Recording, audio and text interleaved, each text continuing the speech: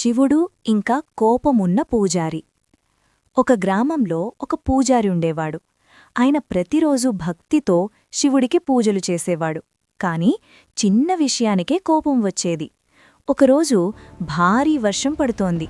ఒక పేదవాడు తడిసి ముద్దై ఆలయానికి వచ్చి వేడుకున్నాడు. స్వామీ, లోపల కూర్చోనివ్వండి, చాలా చలిగా ఉంది. పూజారి కోపంగా, ఇది దేవాలయం, బయటికి పో అని అతణ్ణి పంపించాడు. ఆ రాత్రి పూజారి కలలో శివుడు ప్రత్యక్షమయ్యాడు.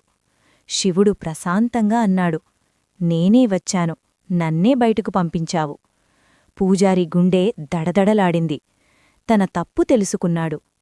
మరుసటి రోజు ఆలయం ముందు ఒక పలక పెట్టించాడు.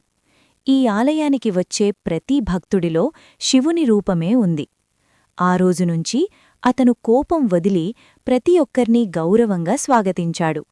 నీతి: దేవుడు పూజలో మాత్రమే కాదు, మన ప్రవర్తనలో కనిపిస్తాడు.